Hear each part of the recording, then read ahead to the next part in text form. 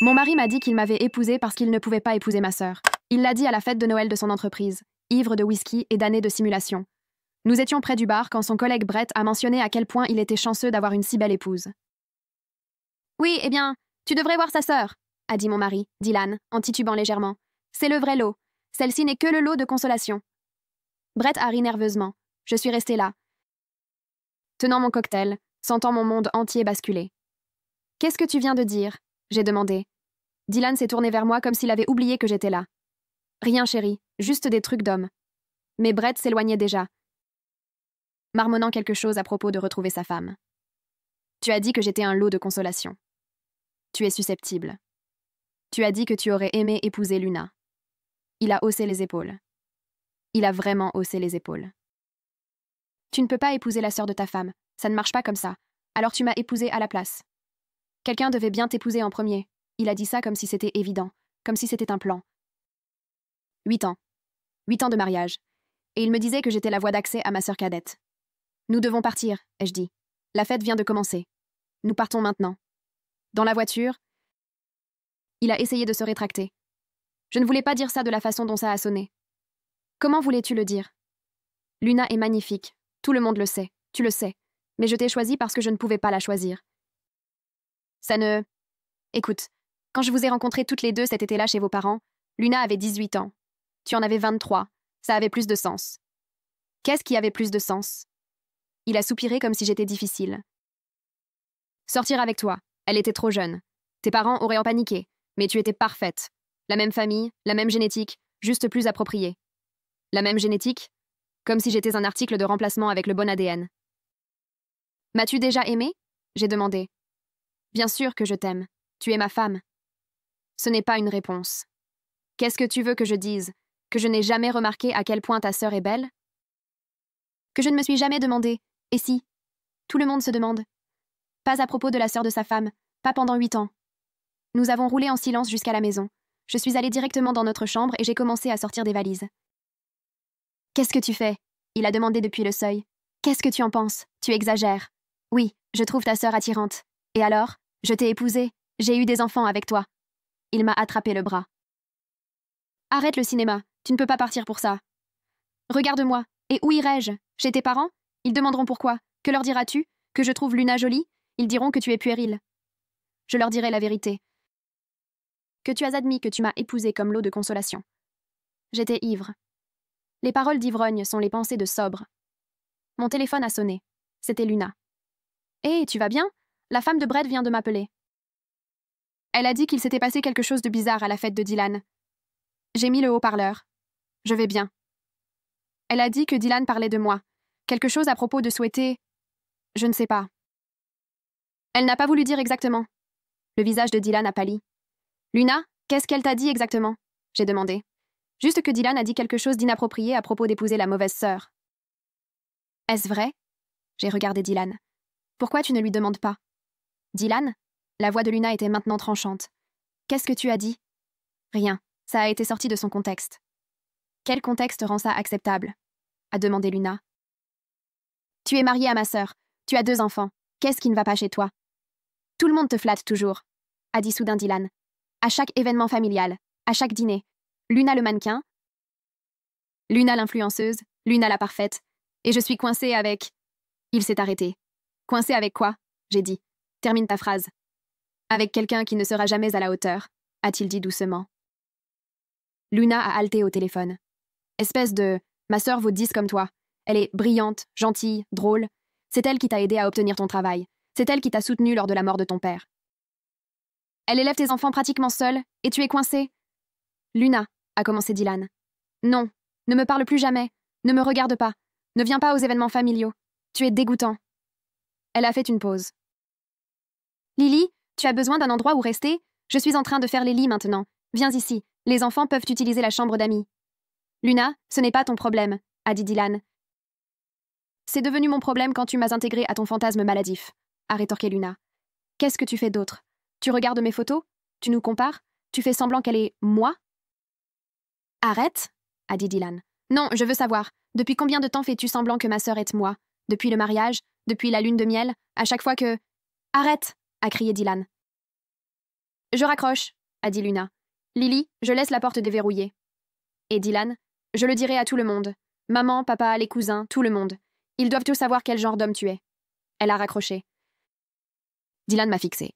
C'est de ta faute. Ma faute? Tu as dû faire une scène. Maintenant, elle me déteste. Toute ta famille n'en me détestera. C'est toi qui as fait ça. Tu as admis que tu m'as épousée pour te rapprocher de ma sœur. Je n'ai pas dit exactement ça. Tu as dit que j'étais un lot de consolation. Tu as dit que tu es coincé avec moi. Tu as dit que je ne serai jamais à la hauteur parce que c'est vrai, a-t-il explosé. Tu es ordinaire. Tu es ennuyeuse. Tu n'es pas spéciale. Luna illumine chaque pièce. Toi, tu y existes juste. J'ai arrêté de faire mes valises. Je l'ai regardé. Je l'ai vraiment regardé pour la première fois depuis des années. Cheveux clairsemés, ventre mou, petits yeux en colère. Tu veux savoir la vérité? Oui, je veux. Je savais depuis 3 ans que tu t'étais contenté de moi. Je l'ai senti chaque fois que tu suggérais que j'essaie la routine d'exercice de Luna. Chaque fois que tu demandais pourquoi je ne pouvais pas m'habiller plus comme elle. Chaque dîner de famille, où tes yeux la suivirent dans la pièce, alors que tu me regardais à peine. Je l'ai normalisé parce que je pensais que c'était ça le mariage. Faire la paix avec le fait d'être le deuxième choix. Mais t'entendre le dire à voix haute à ton collègue, admettre que tu es coincé avec moi, ça a cassé quelque chose que je ne peux pas réparer. Son visage est devenu complètement blanc. Il a ouvert la bouche, mais rien n'est sorti. J'ai recommencé à faire mes valises, pliant des vêtements avec des mains tremblantes. Il est resté là, me regardant vider notre placard dans des valises, comme s'il ne pouvait pas croire que cela se produisait. « Chambre d'amis », ai-je dit sans le regarder. « Tu dors là-bas ce soir, j'ai besoin de finir ça. » Pour une fois, il n'a pas argumenté. J'ai entendu ses pas s'éloigner dans le couloir. J'ai entendu la porte de la chambre d'amis se fermer.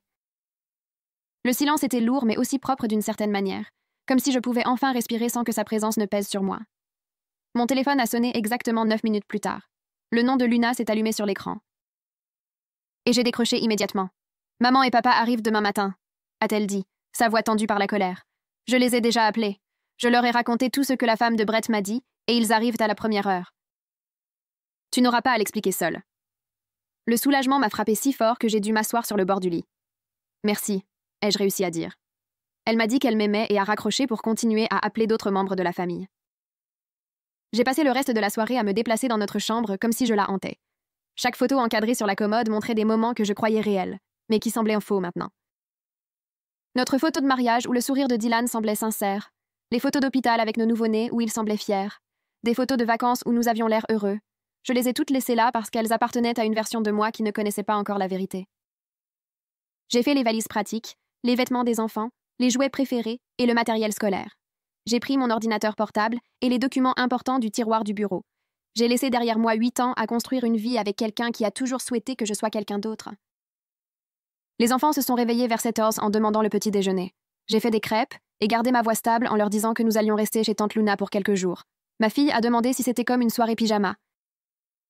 Et j'ai dit oui, exactement comme ça.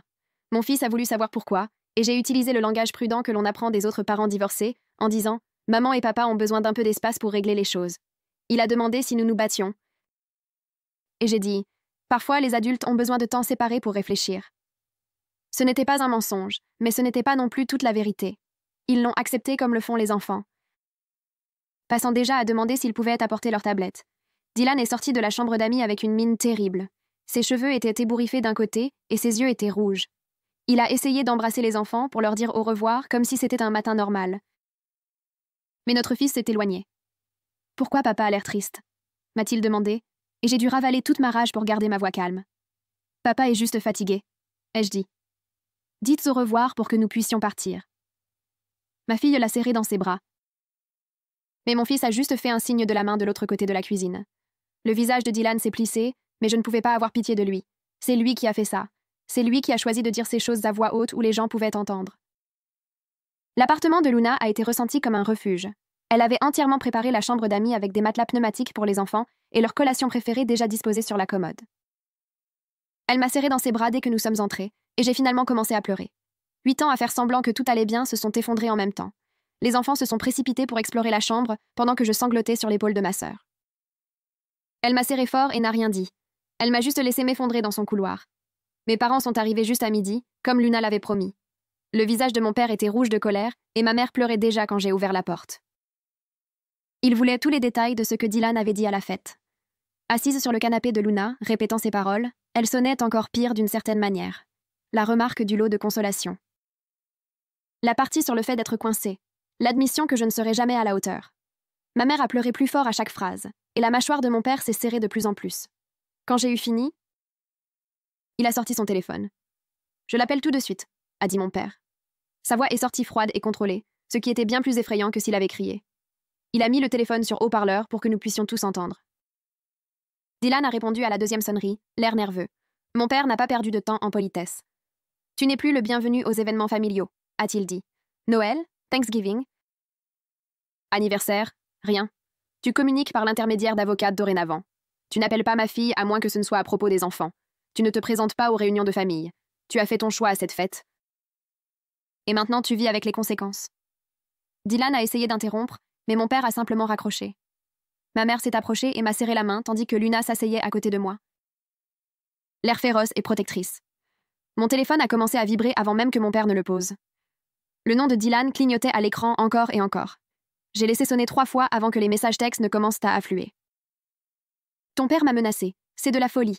Tu dois le contrôler. Je suis toujours ton mari. Nous pouvons arranger ça si tu arrêtes de tout rendre si dramatique. Chaque message me blâmait d'avoir fait une scène. Comme si sa confession à la fête était en quelque sorte de ma faute d'avoir des sentiments à ce sujet. J'ai pris des captures d'écran de chacun et les ai envoyées à Luna sans rien dire.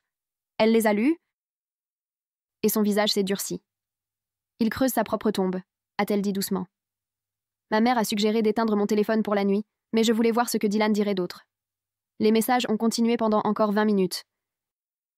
Devenant plus en colère à mesure que je ne répondais pas. Tu montes tout le monde contre moi. Ta famille t'a toujours préféré de toute façon. Luna est probablement ravie d'avoir enfin du drame à poster. Ce dernier a fait rire Luna aux éclats. Il pense que je vais faire un Instagram de sa crise de la quarantaine, a-t-elle demandé à personne en particulier. La sonnette a retenti vers 7 heures et Luna est allée ouvrir. Marissa était là, tenant 2 bouteilles de vin et un sac de nourriture chinoise à emporter, l'air inquiète. J'ai entendu par Sarah, qui a entendu par son mari qui travaille avec Dylan, a-t-elle dit en entrant. J'ai pensé que vous pourriez avoir besoin de compagnie et de vraie nourriture. Elle m'a serré fort dans ses bras et j'ai réalisé que je n'avais pas mangé depuis le petit déjeuner. Luna a apporté des assiettes pendant que Marissa servait du vin et nous racontait le bavardage du voisinage. Apparemment, la moitié de notre rue était au courant de ce qui s'était passé à la fête parce que la femme de Brett avait été très ouverte sur ce qu'elle avait vu. Elle l'a dit à au moins 5 personnes au yoga ce matin, a dit Marissa. Tout le monde parle de la façon dont Dylan t'a appelé un lot de consolation juste devant ses collègues. Marissa semblait furieuse en mon nom. La femme de Brett a dit qu'elle ne s'était jamais sentie aussi mal à l'aise lors d'un événement professionnel. Et elle était avocate de la défense publique. Mes parents étaient partis à ce moment-là, mais Luna est restée à table avec nous, mangeant du riz frit et vérifiant occasionnellement son téléphone. Dylan a essayé de l'appeler 2 fois, et elle a simplement rejeté les 2 appels sans même avoir l'air dérangée. Les enfants sont sortis de la chambre d'amis en demandant le dîner, et j'ai réalisé que j'avais été tellement absorbée par tout cela que je ne les avais pas nourris correctement. Luna a réchauffé des nuggets de poulet pendant que je les asseyais à sa table de cuisine. Ma fille a demandé quand nous rentrions à la maison, et j'ai su que je ne pouvais pas continuer à dire que nous étions juste en visite. Luna a tiré une chaise et m'a aidé à trouver les bons mots. Parfois, les adultes réalisent qu'ils ont besoin de vivre dans des maisons différentes pendant un certain temps, leur ai-je dit avec précaution. Ça ne veut pas dire que quelqu'un a fait quelque chose de mal. Ils vont rester ici avec maman et moi pendant un certain temps, a ajouté Luna. Et vous verrez toujours papa, juste à des moments différents. Mon fils a demandé si c'était parce que papa était triste tout à l'heure. Et j'ai dû expliquer que c'était une affaire d'adultes qui n'avait rien à voir avec eux. Luna était meilleure que moi à ça, gardant sa voix légère et normale pendant que ma gorge se serrait constamment. Ils l'ont accepté plus facilement que prévu et sont retournés à leur tablette après avoir mangé. Les enfants sont étrangement résilients parfois. Les parents de Dylan ont appelé pendant que j'installais les enfants dans leur matelas pneumatique. Luna a attrapé mon téléphone avant que je puisse l'atteindre et a répondu elle-même. Elle n'est pas prête à vous parler pour l'instant, a dit Luna fermement. Il y a eu une conversation bruyante de l'autre côté.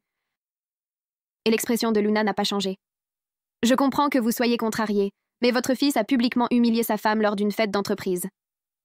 Luna a écouté pendant 1 minute, puis ses sourcils se sont levés. J'entendais la mère de Dylan pleurer en arrière-plan, disant qu'elle l'avait élevé mieux que ça, sa voix forte et tremblante. Luna leur a dit que j'appellerais quand je serais prête et pas avant, puis elle a raccroché. Ils voulaient venir en parler, a expliqué Luna. Je leur ai dit absolument pas. Mes mains tremblaient et j'étais reconnaissante qu'elle ait été interceptée. Je n'étais pas prête à entendre toutes les excuses qu'ils avaient préparées pour leur fils. Henry a appelé vers 21h. s'excusant pour l'heure tardive.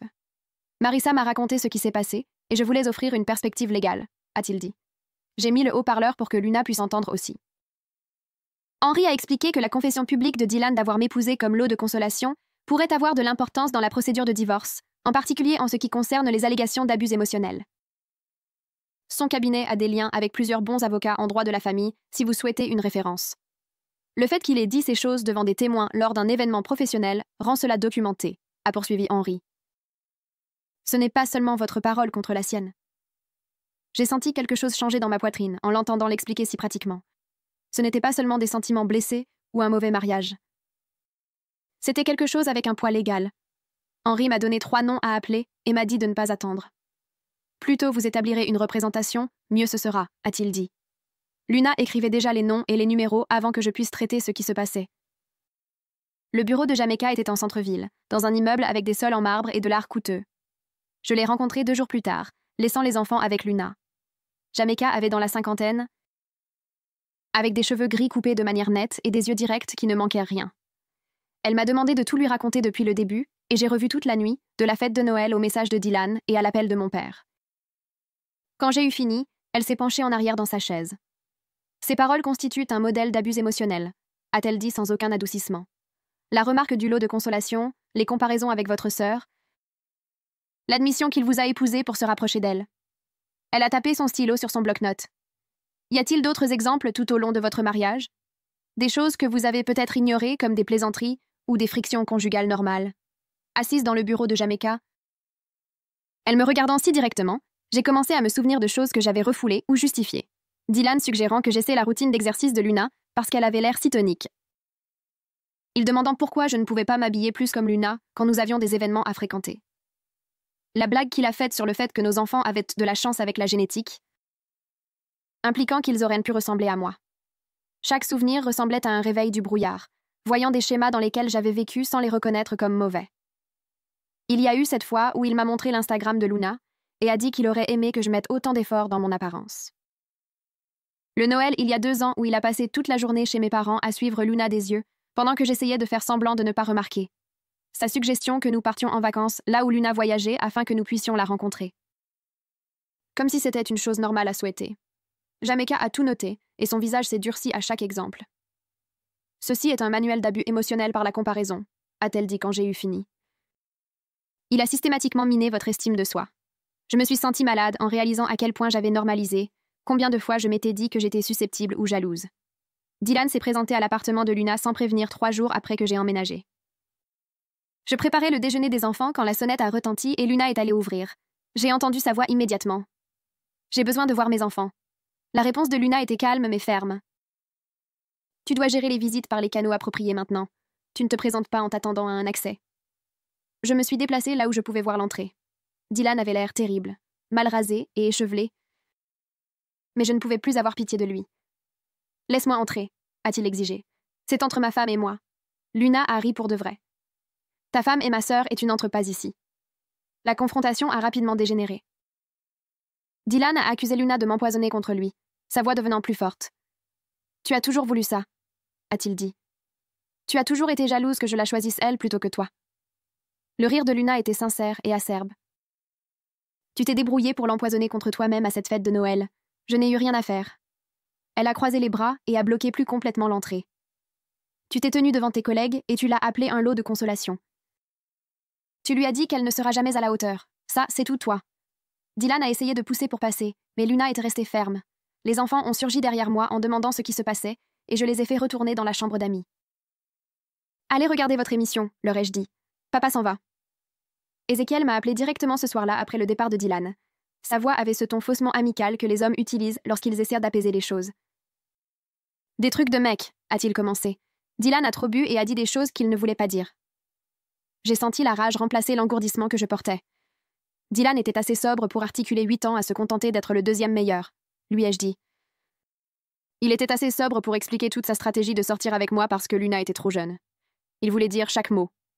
Ézéchiel a ensuite tenté l'approche raisonnable, suggérant que nous nous asseyions tous et parlions comme des adultes. Je lui ai dit que le temps de parler était terminé et j'ai raccroché avant qu'il ne puisse répondre. Luna m'a fait un high five de l'autre côté de la pièce. 3 jours plus tard, je suis retournée à la maison pendant que Dylan était au travail pour récupérer plus de vêtements et de jouets pour les enfants. Passer la porte d'entrée me semblait faux, comme si j'envahissais la maison de quelqu'un d'autre au lieu de l'endroit où j'avais vécu pendant 8 ans. Le salon avait toujours nos photos de famille sur les murs et le canapé que nous avions choisi ensemble.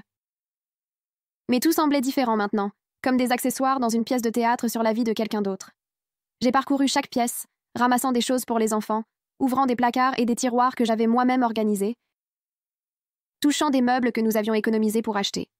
La cuisine avait la cafetière que Dylan utilisait tous les matins, et mes tasses préférées étaient toujours sur l'égouttoir. J'ai emballé les manteaux d'hiver des enfants dans le placard du couloir et j'ai attrapé leurs peluches préférées de leur lit. La chambre de ma fille avait des dessins scotchés au mur, et celle de mon fils avait sa collection de petites voitures alignées sur l'étagère. J'ai pris des photos de leur chambre avec mon téléphone pour essayer de rendre la chambre d'amis de Luna plus comme leur maison. Dans notre chambre, j'ai commencé à sortir des vêtements de mon côté du placard, et c'est là que j'ai remarqué que le tiroir de la table de chevet de Dylan était légèrement ouvert. Je savais que je ne devais pas regarder, mais je l'ai ouvert quand même. À l'intérieur se trouvait son vieux journal en cuir de l'université dans lequel je l'avais vu écrire il y a des années, mais je pensais qu'il avait cessé d'utiliser. La première page que j'ai ouverte était datée de 3 mois après que nous ayons commencé à sortir ensemble. Il avait écrit sur un barbecue familial chez mes parents où Luna portait une robe d'été et comment il ne pouvait pas arrêter de la regarder. L'entrée disait qu'elle était celle qui s'était échappée et que j'étais suffisamment bonne pour l'instant, jusqu'à ce qu'il puisse élaborer un meilleur plan. Je me suis assise lourdement sur le lit et j'ai continué à lire, page après page d'entrées sur Luna mélangées à des entrées sur moi. Et le contraste était brutal. Quand il écrivait sur Luna, il utilisait des mots comme captivante, magnétique et parfaite. Quand il écrivait sur moi, il utilisait des mots comme pratique, sûr et acceptable. Il y avait une entrée de la semaine où il m'a fait sa demande en mariage, où il écrivait sur la façon dont m'épouser était le coup intelligent parce que ça le gardait connecté à Luna et que mes parents l'aimaient bien. Il a en fait écrit un plan sur la façon dont être mon mari lui donnerait plus d'accès aux événements familiaux où Luna serait. J'ai pris des photos de chaque page avec mon téléphone, mes mains tremblant tellement que j'ai dû refaire plusieurs prises. Ce n'était pas seulement un discours d'ivrogne à une fête de Noël, c'était 8 ans de contentement calculé écrit de sa propre main. J'ai remis le journal dans le tiroir, et j'ai fini de faire mes valises aussi vite que possible. Désespérée de quitter cette maison, le dîner du dimanche chez mes parents ressemblait plus à une réunion de guerre qu'à un repas de famille.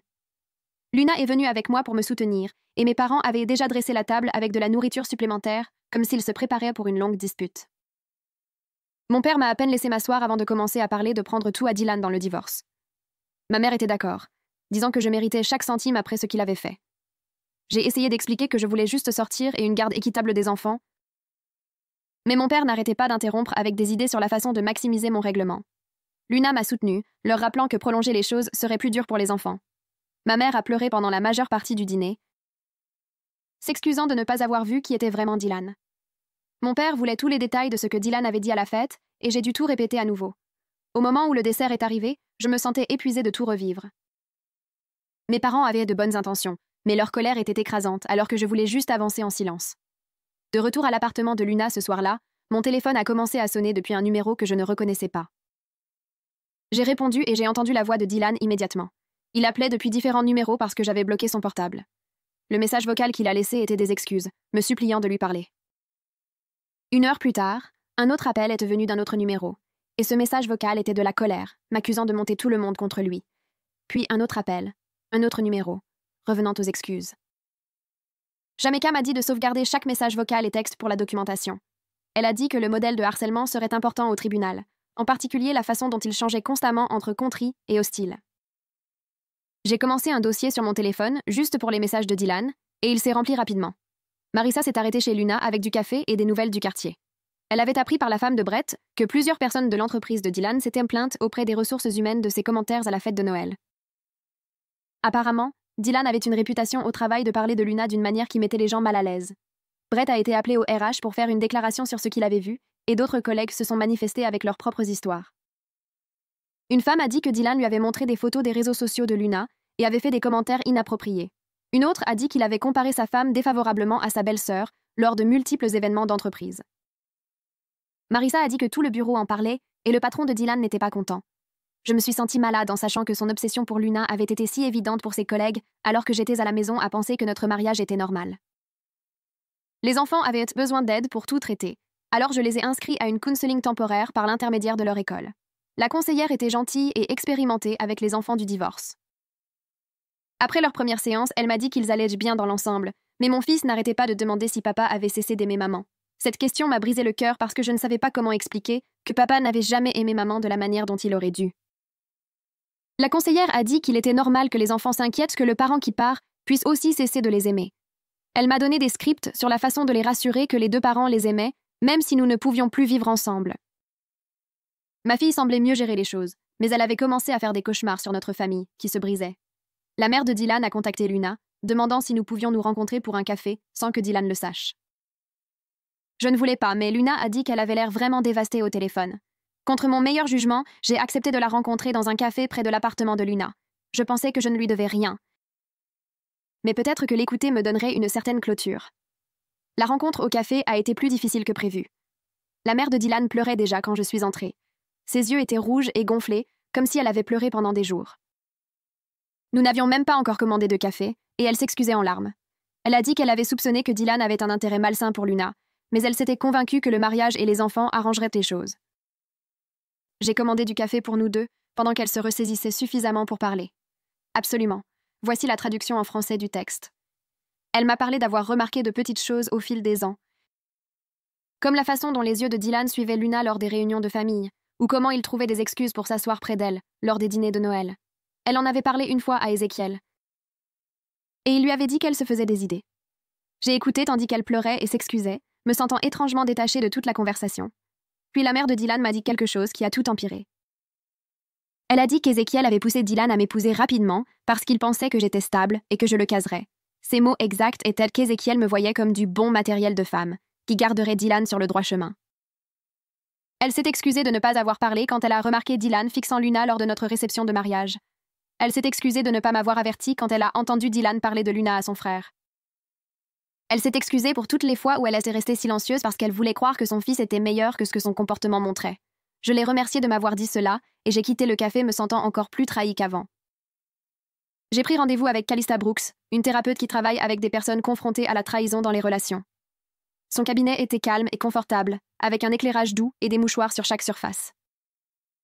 Notre première séance a principalement consisté à ce que je pleure pendant qu'elle écoutait et prenait des notes. Je lui ai tout raconté, de la confession de la fête de Noël à la découverte du journal de Dylan, et au fait de savoir que sa propre mère savait que quelque chose n'allait pas. Calista n'a pas essayé de minimiser quoi que ce soit, ni de me presser à travers mes sentiments. Elle m'a dit « Découvrir que votre mariage était construit sur le fait d'être le deuxième choix de quelqu'un était véritablement traumatisant. Et vous deviez vous permettre de faire votre deuil. » Elle m'a expliqué que je ne pleurais pas seulement la fin de mon mariage, mais que je pleurais aussi le mariage que je pensais avoir eu pendant 8 ans.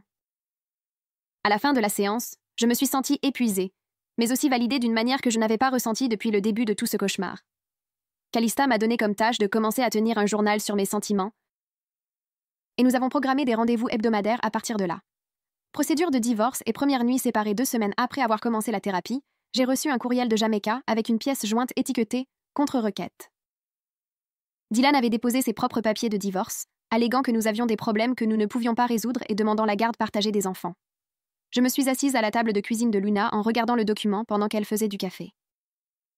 Jamaica a appelé 1 heure plus tard, expliquant que c'était normal, que la plupart des divorces impliquaient que les 2 parties déposaient des papiers, mais que nous devions répondre en documentant le schéma de Dylan de me dénigrer et de me comparer à Luna. Elle m'a demandé d'écrire chaque cas dont je pouvais me souvenir où il m'avait fait sentir inférieure. J'ai commencé une liste ce soir-là, et j'ai rempli 3 pages avant de devoir m'arrêter car ma main tremblait.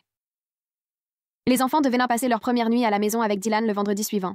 J'ai fait leur valise 2 fois, défait, puis refait parce que j'oubliais toujours des choses ou doutais de ce dont ils avaient besoin.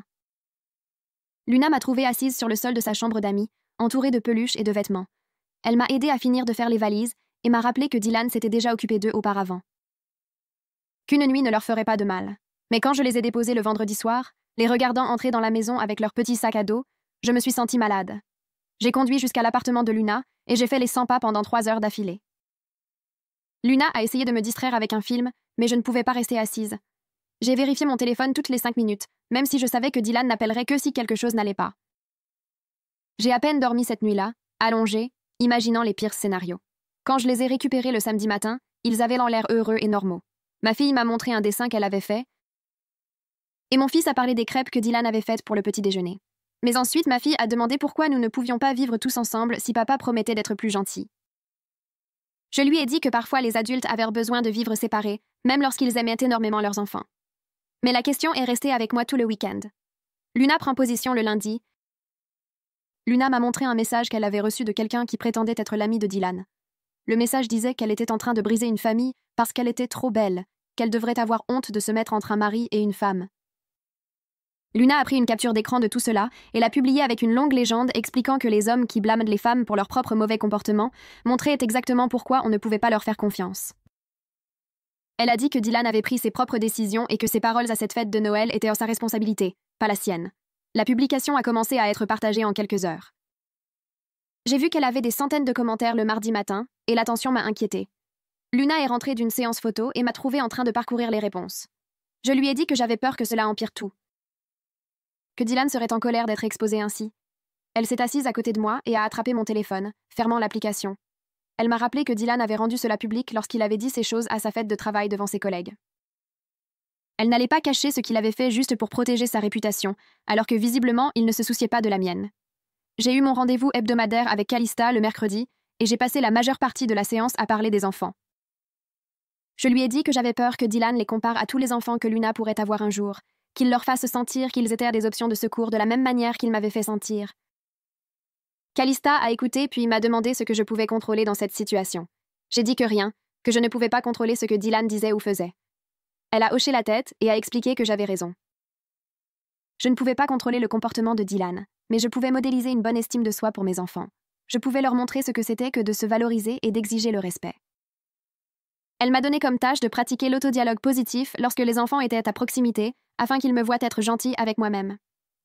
La riposte et le soutien Jamaica a déposé notre réponse à la requête de Dylan le jeudi matin.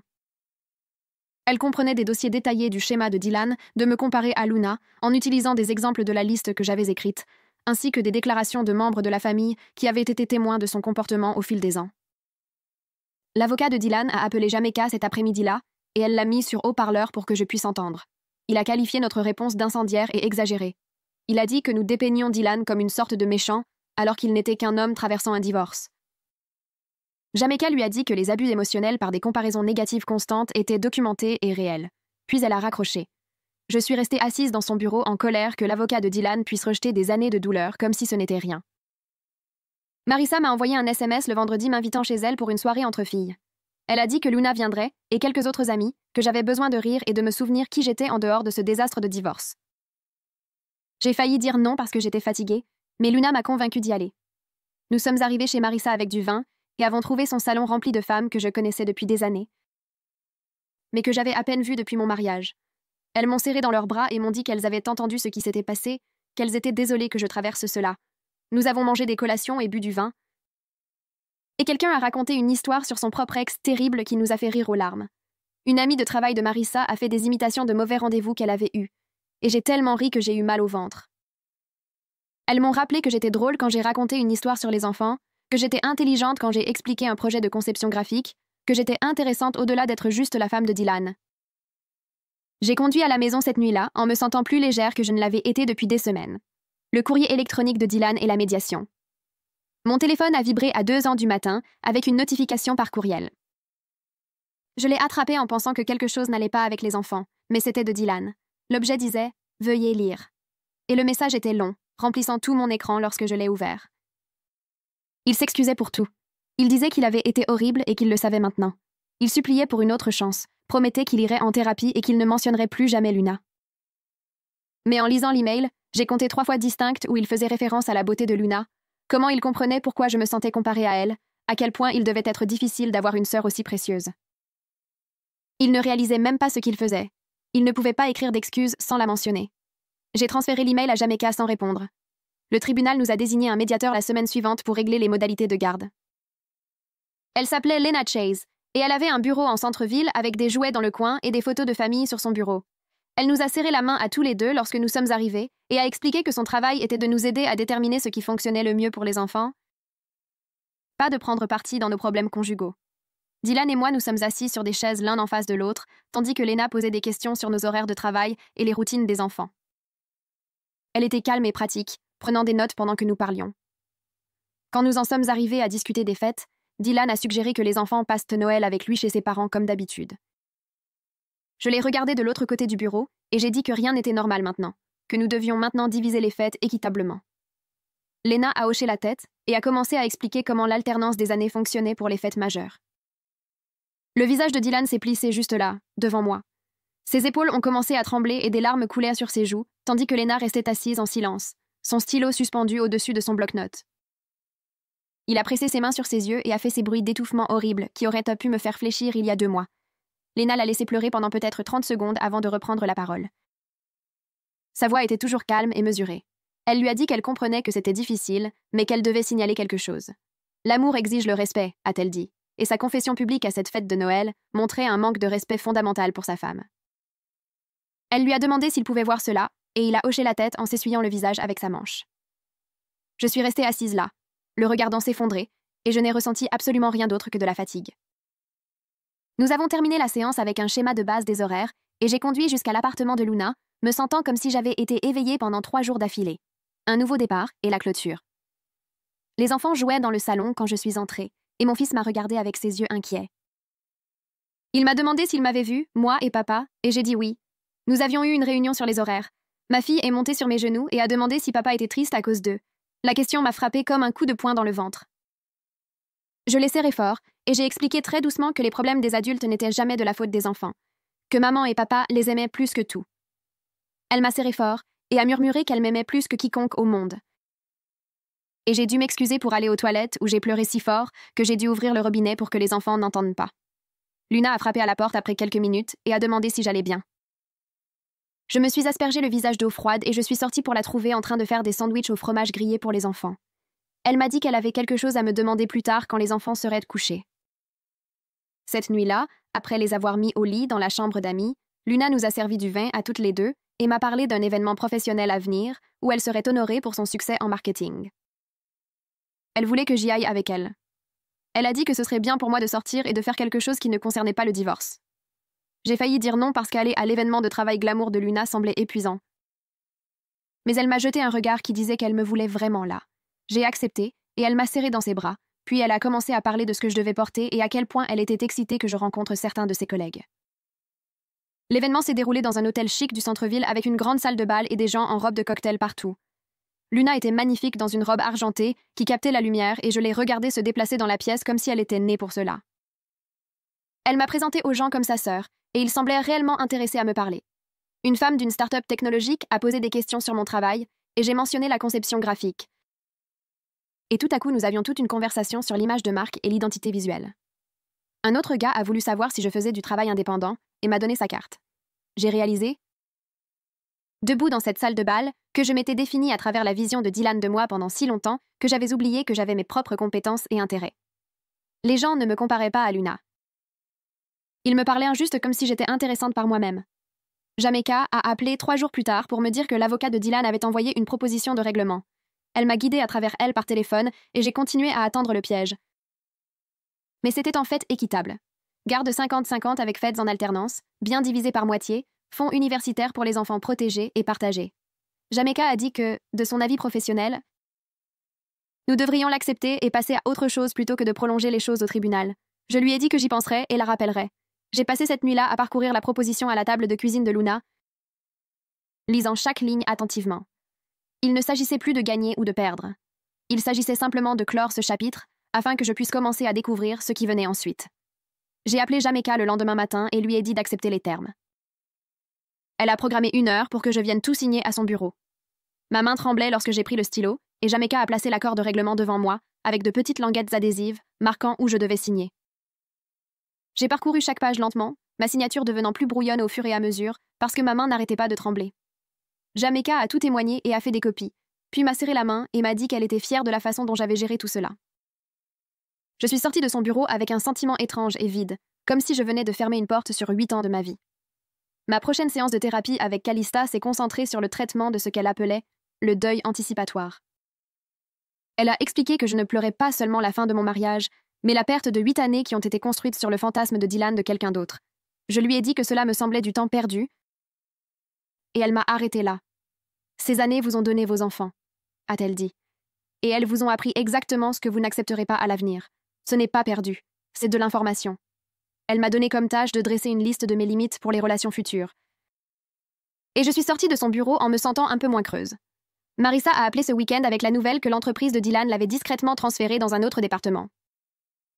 Elle avait appris par une amie qui y travaillait que l'enquête des RH sur son comportement au travail avait révélé de multiples plaintes. Plusieurs femmes ont signalé se sentir mal à l'aise avec la façon dont il parlait des femmes en général, et de Luna en particulier. J'ai remercié Marissa de m'avoir dit cela, et j'ai ressenti une sombre satisfaction qu'il y ait eu de vraies conséquences pour une fois. J'ai commencé à chercher des appartements la semaine suivante. Parcourant les listes sur mon téléphone pendant l'heure du coucher des enfants. Luna a proposé d'aider avec la caution, mais mes parents ont insisté pour la couvrir comme un cadeau de nouveau départ. J'ai trouvé un endroit dans un quartier proche de bonnes écoles avec un parc à seulement 2 pâtés de maison. C'était petit, mais c'était le mien, avec 2 chambres pour que les enfants puissent avoir leur propre espace. Le propriétaire m'a fait visiter l'endroit et j'ai pu imaginer notre vie là-bas, quelque chose de séparé de Dylan et de toutes ses comparaisons. J'ai rempli la demande ce jour-là. L'approbation du bail est arrivée plus rapidement que prévu et tout à coup, je signais des papiers pour mon propre appartement, mon premier endroit où je vivais de manière indépendante depuis l'université. Je me suis assise dans le salon vide après avoir obtenu les clés, regardant les murs nus et les tapis propres, et j'ai ressenti un étrange mélange de terreur absolue et d'excitation véritable pour ce qui allait suivre. Le jour du déménagement est arrivé 3 semaines plus tard, et j'ai chargé des boîtes dans la camionnette empruntée de Luna, tandis que les enfants sautaient en l'air en demandant s'ils pouvaient choisir leur propre couleur de mur. Mon fils voulait que sa chambre soit bleue comme l'océan, et ma fille insistait pour du violet avec des étoiles qui brillaient dans le noir au plafond. Nous avons passé la première après-midi à déballer des vêtements et des livres. Les enfants couraient entre leurs nouvelles chambres, comparant la taille des placards et les vues des fenêtres. Mon fils a traîné sa couette de dinosaure préférée sur son matelas et a annoncé que cela ressemblait à une aventure de camping, ce qui m'a fait rire et pleurer en même temps. Luna est arrivée avec de la pizza et nous a aidés à assembler des meubles à partir des boîtes, son tournevis électrique faisant assembler les cadres de lit rapidement pendant que je rangeais les fournitures de cuisine. Le soir, l'appartement avait toujours l'air à moitié vide, mais c'était le nôtre. Aucune autre voix dans ma tête sur les couleurs de peinture ou le placement des meubles. Ce vendredi-là, Dylan m'a envoyé un message texte demandant la nouvelle adresse et à quelle heure il devait récupérer les enfants pour leur premier week-end de garde. Je lui ai envoyé les informations sans mots supplémentaires, gardant tout factuel et bref. Il est arrivé exactement à l'heure le samedi matin, debout dans le couloir devant ma porte au lieu d'essayer d'entrer. Les enfants ont attrapé leur sac de nuit et m'ont fait un câlin d'adieu pendant que Dylan regardait partout sauf mon visage. Il a demandé s'ils avaient tout ce dont ils avaient besoin, et j'ai confirmé que oui. Puis je les ai regardés marcher dans le couloir jusqu'à l'ascenseur. Tout l'échange a duré peut-être 3 minutes et s'est senti tendu et maladroit, mais aussi comme un progrès, comme si nous trouvions comment exister dans l'orbite de l'autre sans les anciens schémas. Luna était venue le dimanche après-midi avec des échantillons de peinture et nous les avons étalés sur le sol de ma chambre, comparant différentes nuances de vert sauge que Dylan avait toujours opposées à son veto comme trop audacieuses. Nous avons choisi le plus foncé et avons passé des heures à peindre les murs pendant que de la musique jouait sur son téléphone.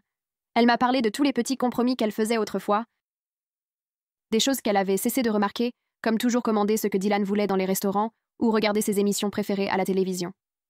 J'ai réalisé à quel point j'avais mis de côté une partie de moi-même pour éviter ces comparaisons. Comment je m'étais rendue plus petite, espérant que ce serait suffisant.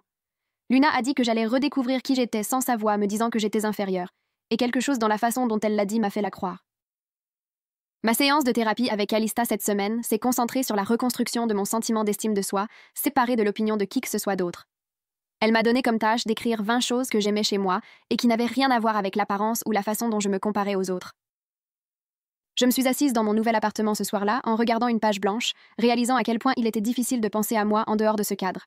Finalement, j'ai écrit des choses comme « Je suis douée pour résoudre des problèmes et je fais en sorte que mes enfants se sentent en sécurité et je peux dessiner des illustrations détaillées pour des projets de travail. » Calista a parcouru ma liste la semaine suivante et a souligné combien de mes traits positifs impliquaient d'aider les autres, me demandant ce que je valorisais chez moi, juste pour moi.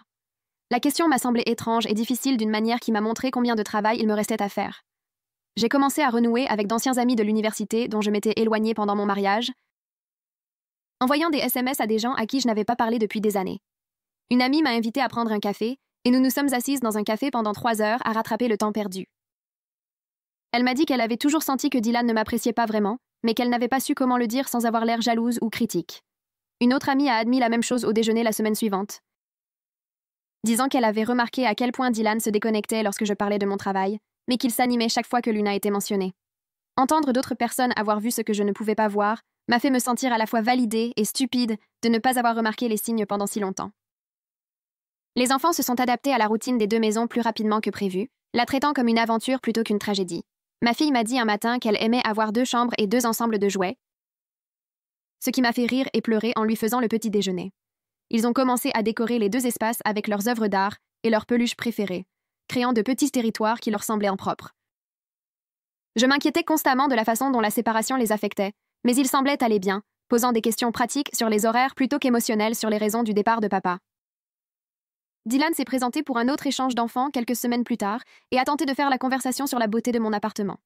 Je l'ai remercié brièvement et j'ai gardé la conversation centrée sur la tâche des enfants et les événements scolaires à venir. J'ai reconnu que je ne lui devais pas d'amitié ou de chaleur, seulement une coparentalité fonctionnelle et coopérative qui maintiendrait les choses stables pour nos enfants. Il semblait vouloir en dire plus. Mais je me suis excusée pour aller chercher les vestes des enfants, maintenant la limite fermement. 6 mois après cette fête de Noël dévastatrice, j'étais assise dans mon propre appartement un mardi matin, au hasard, buvant du café et regardant le parc à 2 pâtés de maison. La douleur était toujours là. Cette lourde chose que je portais à propos de 8 ans qui se sont sentis gaspillés, mais maintenant elle partageait l'espace avec autre chose. Un espoir véritable peut-être, ou juste l'absence de comparaison et de critique constante.